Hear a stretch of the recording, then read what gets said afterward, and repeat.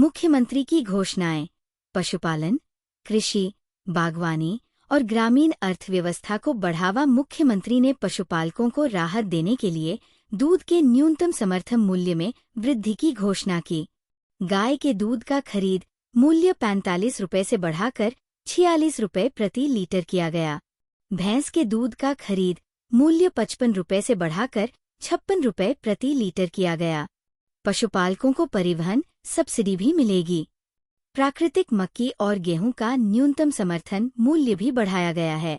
कृषि और प्रसंस्करण उद्योग को बढ़ावा। हमीरपुर में एक स्पाइस पार्क, मसाला प्रोसेसिंग प्लांट स्थापित किया जाएगा। हल्दी की खेती को प्रोत्साहित करने के लिए सरकार 10 क्विंटल पर 90,000 रुपये की सब्सिडी देगी। ऊना में आलू प्रोसेसिंग प्लांट स्थापित किया जाएगा।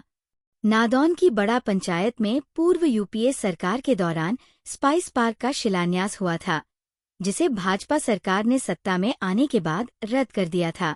अब राज्य सरकार स्वयं इस स्पाइस पार्क को बनाएगी। ऊना में सबसे अधिक आलू उत्पादन होता है, इसलिए सिंचाई योजनाएं विकसित की जाएंगी। आर्थिक विकास और ग्रामीण सुधार।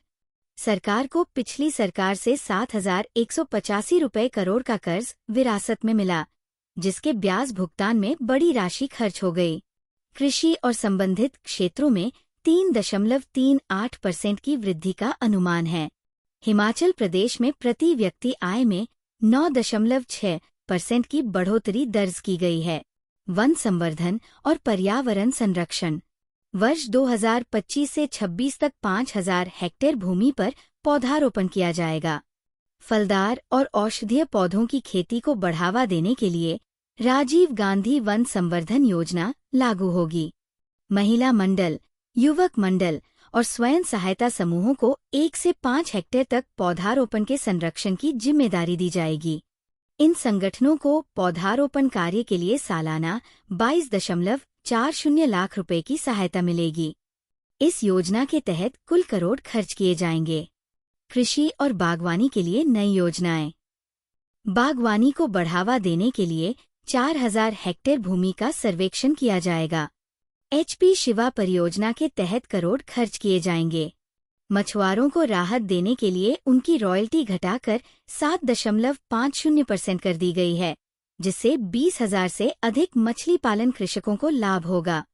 प्रदेश में 120 नई ट्राउट इकाइयां स्थापित की जाएंगी। सरकार कीटनाशकों के उपयोग को कम करने और वनों के संरक्षण के पक्ष में है।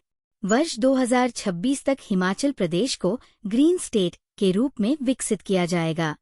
ईप्सो और सरकारी विभागों में इलेक्ट्रिक गाड़ियों को बढ़ावा दिया जाएगा। ग्रामीण अर्थव्यवस्था को सशक्त बनाने की पहल। प्राकृतिक खेती को बढ़ावा देने के लिए पहली बार न्यूनतम समर्थन मूल्य MSP की घोषणा की गई। इस पहल से ग्रामीण अर्थव्यवस्था को नई ऊंचाइयों तक पहुंचाने में मदद मिलेगी।